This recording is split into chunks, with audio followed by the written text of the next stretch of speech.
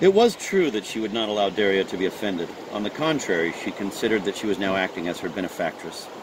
The most noble and blameless indignation flared up in her soul when, putting on her shawl, she caught the embarrassed and mistrustful glance of her ward fixed upon her. She had sincerely loved her from her very childhood. Praskovya Ivanovna had justly called Daria Pavlovna her favorite.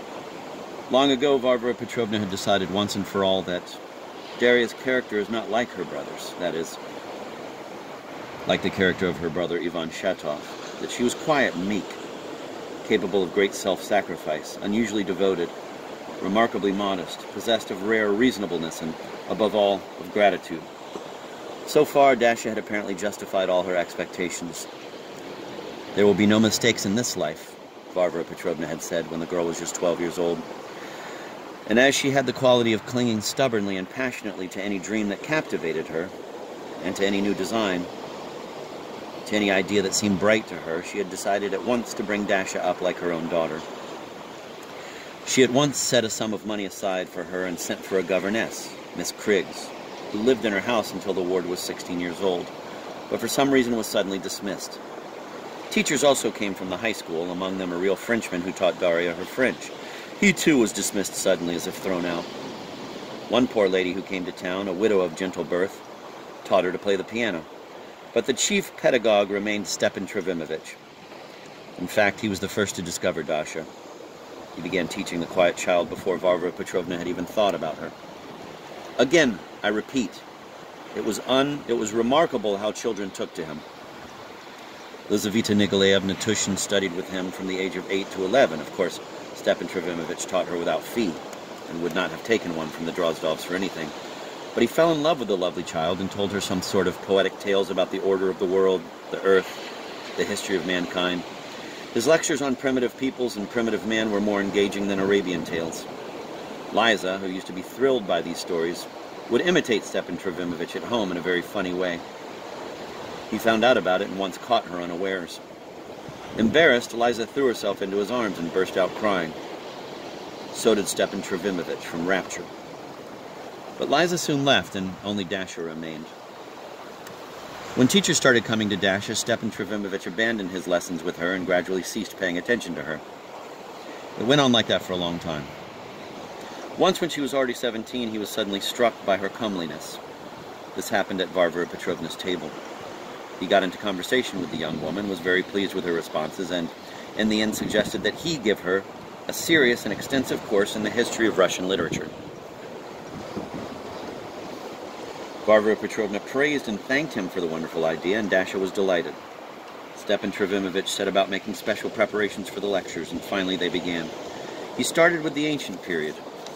The first lecture proved fascinating. Varvara Petrovna was present. When Stepan Trofimovich finished and announced to his pupil upon leaving that next time he would begin analyzing the song of Igor's campaign, Varvara Petrovna suddenly stood up and announced that there would be no more lectures. Stepan Trofimovich winced, but said nothing. Dasha blushed. However, that was the end of the enterprise. This happened exactly 3 years before Varvara Petrovna's present unexpected fantasy.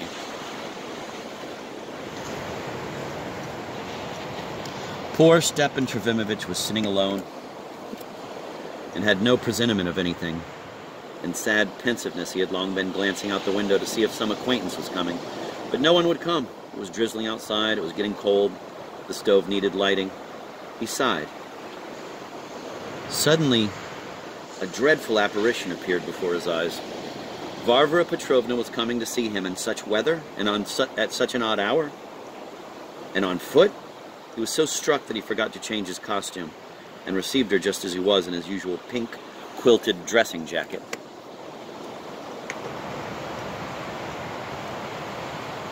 "Ma bonne amie," he cried weakly in greeting. "You're alone, I'm glad. I cannot bear your friends. It's always so smoky here. Lord, what air! You haven't finished your tea yet, and it's past 11. Disorder is bliss to you. Messiness is a delight. What are these torn papers doing on the floor? Nastasia! Nastasia! What is your Nastasia up to? Open the windows, my dear. Open the vents, the doors. Everything should be wide open. And we will go to the drawing room. I've come to you on business. And sweep the floor, my dear, at least once in your life.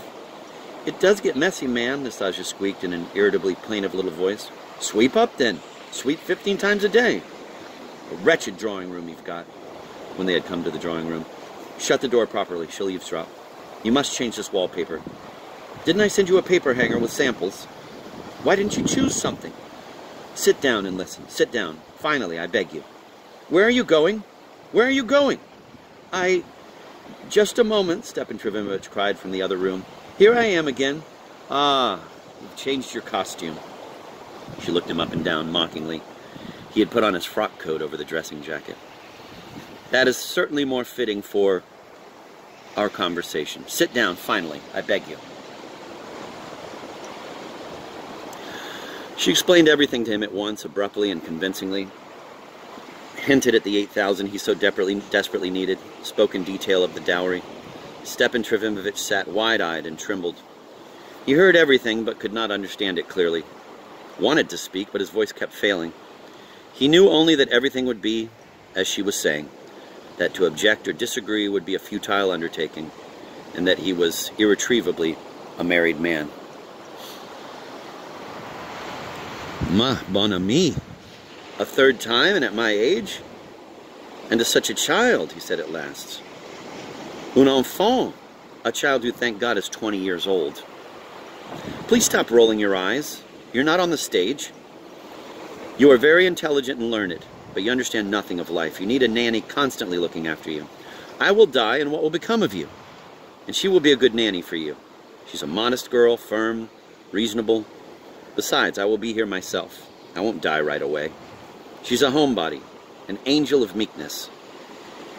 This happy thought kept occurring to me still in Switzerland.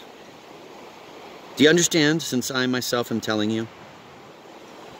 She's an angel of meekness?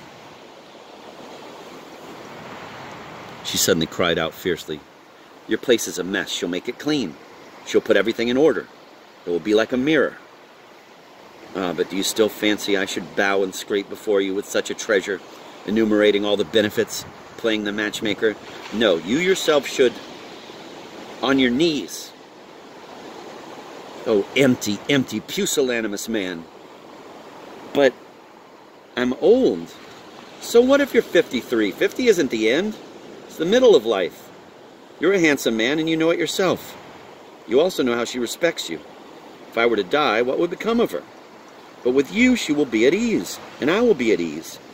You have distinction, a name, a loving heart.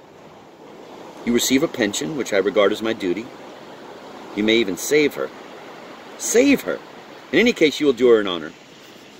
You will shape her life, develop her heart, guide her thoughts. So many people perish nowadays because their thoughts are misguided. By then your work will be ready, and all at once you will remind the world of yourself. I was just, he mumbled, flattered now by Varvara Petrovna's clever flattery. I was just going to sit down and write my stories from Spanish history. There, you see? Everything is falling into place. But her, have you told her? Don't worry about her. There's no need for you to be curious. Of course, you must ask her yourself. Beg her to do you the honor. Understand? But don't worry, I will be there. Besides, you love her. Stepan Trivinovich became dizzy. The walls began spinning around. There was one dreadful idea here which he was unable to cope with. Excellent, me! His voice suddenly trembled. I could never have imagined that you would decide to give me in marriage to some other woman. You're not a young maiden, Stepan Trivinovich. Only young maidens are given in marriage. And you yourself are doing the marrying, Varvara Petrovna hissed venomously. Yes, I mistook one word for another, but it's all the same. He stared at her with a lost look. I see that, she said through her teeth contemptuously. Lord, he's fainted. Nastasia, Nastasia, water. But it did not get as far as water. He revived. Varvara Petrovna took her umbrella. I see there's no point in talking to you now. Oui, je suis incapable. But by tomorrow you will have rested and thought it over. Stay home, and if anything happens, let me know, even during the night. Don't write letters, I won't read them. Tomorrow at this time I will come myself. Alone. for a final answer, and I hope it will be satisfactory. Try to see that no one is here, and that there's no mess, because just look at this. Nastasia! Nastasia!